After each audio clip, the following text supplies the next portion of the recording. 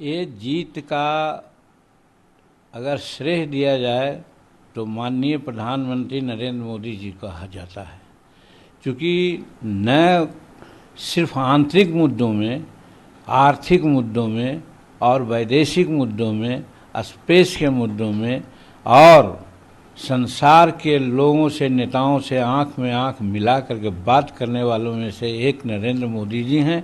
इसी का फल है कि भारत की जनता चाहती है कि हम नरेंद्र भाई मोदी जी को मिस न करें। इसलिए इस बड़ी जीत पर जो हरियाणा का है और जम्मू कश्मीर का है, उसके लिए हम प्रधानमंत्री नरेंद्र मोदी जी को बधाई देते हैं, शुभकामना देते हैं। और एक चीज़ और कहना चाहते हैं जो शायद कोई नहीं कहता है, हरियाणा का जीत का अगर विश्लेषण करें तो वहाँ सबसे बलिष्ठ जाति जाट होते हैं और कांग्रेस वालों ने जाट की राजनीति किया और जाट की राजनीति करने के फलस्वरूप बाकी जितनी जातियां हैं, जिसमें हमारे शेड्यूल कास्ट के भी लोग हैं, सब एक होकर के नरेंद्र मोदी जी के नेतृत्व में विश्वास किया। इसलिए इस बात को भी झुठलाया जा सकता है या जाता है कि नरेंद्र मोदी जी और भाजपा शेड्यूल कास्ट के विरोधी है, आरक्षण का विरोधी है। ऐसे करने वालों के मुंह पर कड़ा तमाचा लगाया है हरियाणा का चुनाव ने। इसीलिए हम नरेंद्र भाई मोदी जी, अमित शाह जी और नड्डा साहब सबको हम बधाई देते हैं। लेकिन पार्टी कह रही है कि हरियाणा की जो हार है इसको हम स्वीकार नहीं कर सकते, क्योंकि एक तरह से ईवीएम को भी वो दोष देते हैं। एक चीज़ है, ये तो पुरानी बात उनकी है। जब वो हारते हैं तब ईवीएम का दोष देते हैं। कर्नाटक में जीते तो ईवीएम, कौन ईवीएम काम कर रहा था? आज अगर मान लीजिए कि यहाँ हरियाणा में ही आज सेकंड पार्टी वो बन गए तो ईवीएम उनके लिए खराब, अच्छा नहीं था या खराब नहीं था।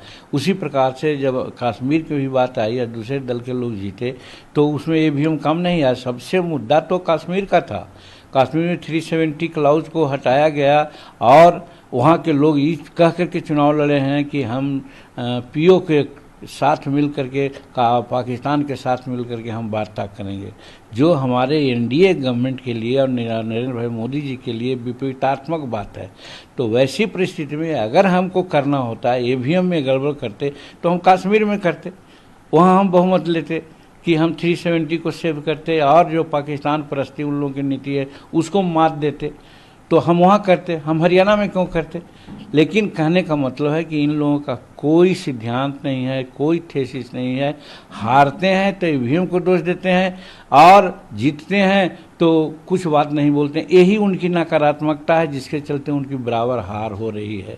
और सकारात्मकता है हमारे एनडीए के लोगों में, जिसके चलते सबको लेकर के चलने में आज साबित कर दिया हरियाणा में कि सबको, शेड्यूल कास्ट है, आदिवासी है, अन्य तबके के लोग हैं, सबको उन्होंने आगे लेकर चलने की बात किया और सब लोगों ने अगाध विश्वास व्यक्त किया, जिसकी आज जीत है, ट्रिपल जीत हुई है, एक ऐतिहासिक जीत है। इस पर हम नरेंद्र भाई मोदी जी को, नड्डा साहब को और अमित शाह जी को बहुत बहुत बधाई देते हैं। और आखिरी साल में राजनीति हो रहा है कि तेजस्वी यादव को बतौर उप मुख्यमंत्री जो घर आवंटित किया गया था, जब उन्होंने खाली किया तो टोटी ले गए, वॉश बेसिन ले गए, सोफा ले गए, बेडशीट ले गए, ये सबके आरोप लग रहे हैं। एक हम लोग के यहाँ कहावत है कि चोर चोरी से गया कि टूमा फेरी से भी गया। मतलब कि जो शुरू से चोर है, शुरू से ज़मीन हड़प फलना चिलना करने का उनका आदत बनी हुई है, उनके पिता श्री से है, तो पिता का सच्चा औलाद हैं वो। और इसी तरह से एक शो कर दिया कि साहब हम छोटी चीज़ को भी नहीं पकड़ सकते हैं, बड़े चीज़ को कहना क्या है।